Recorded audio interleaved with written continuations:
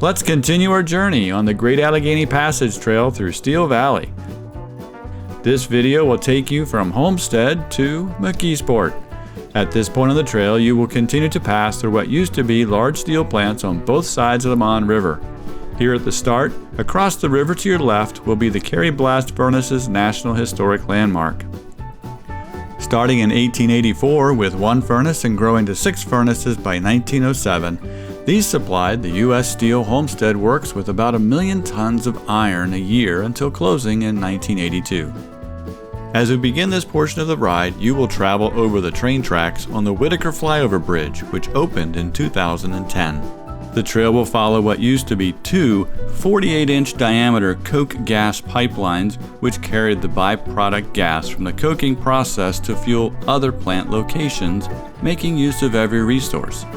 The section is partially wooded, and you will see a glimpse of Kennywood Amusement Park on your right, which first opened in 1899. At one point, you will see portions of world-famous roller coasters from the trail. The wooden roller coaster, called the Thunderbolt, was built in 1924 and originally named Pippin. The Phantom's Revenge is the steel coaster that was opened in 2001 after a conversion from the Steel Phantom to a smooth ride with no inversions, using lap bars and seat belts for a comfortable restraint. Continuing our journey, a few overlooks to the left will give you a view of the U.S. Steel Mon Valley Edgar Thomson Works, which is across the river.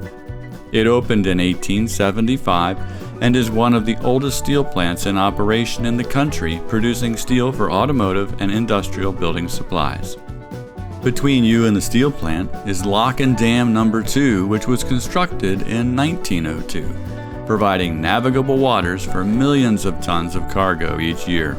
After passing Kennywood, there will be a source of drinking water on your right, and just past it, there is an overlook to your left.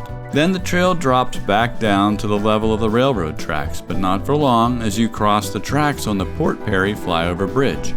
This bridge, and the previous flyover bridge, were both erected at the exact same time on July 7, 2010, in a 2-hour window, to reduce the time the tracks could not be in service. You are on one of the most historically dense sections of the trail.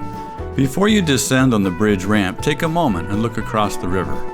The site just east of where the bridges are to your left is what was Port Perry, a town that got its start around 1840, centered around the original lock and dam construction, growing to about 3,500 people and a thriving place to live, but then losing people after the Edgar Thomson Works separated the shopping in the town from the people in Braddock. Port Perry has been completely gone since 1944. Continuing on your trip, you will emerge from the foliage to see more industrial buildings and pipe storage. At the one traffic light on this section of the trail continues straight. However, you can take a short detour to the left into what used to be the Duquesne steel mill to see a blue locomotive with 3 ingots behind it to commemorate what used to happen here. This mill started in 1886 and used the open hearth process to make train rails for the booming rail industry. It later became the Duquesne Works with 6 blast furnaces and 12 rolling mills. The plant closed in 1969. However, forming an alliance with National Tube Works around 1980, the plant operated on a smaller scale until closing permanently in 1984. The plant has been demolished and redeveloped into the industrial park, with only a few of the office buildings from the original plant. The gap trail you're about to travel was once used to carry hot steel ingots to McKeesport and across the Riverton Bridge to the National Tube Works to be made into tubes, also known as pipe for many of us. Returning to the trail to continue your ride, you will see train tracks on your right. The trail will go through the Duquesne Underpass, which is a short tunnel, shortly after which you will cross the Riverton Bridge, taking you over the Mon for the last time and into McKeesport. This bridge was built in 1890 to supply steel from the Duquesne Works to the National Tube Works. The bridge was converted from rails to the trail in 2013. As you exit the bridge down the ramp and ride the trail along the river, the land to your left used to be the National Tube Works plant. You will also pass an abandoned train roundhouse. dating back to about 1906, that served the once sprawling tube works. The trail will take a few bends and appear to end on a road with a sidewalk. Just follow the road straight toward the railroad crossing. The next video will guide you from this point through the city of McKeesport. I hope you found this interesting.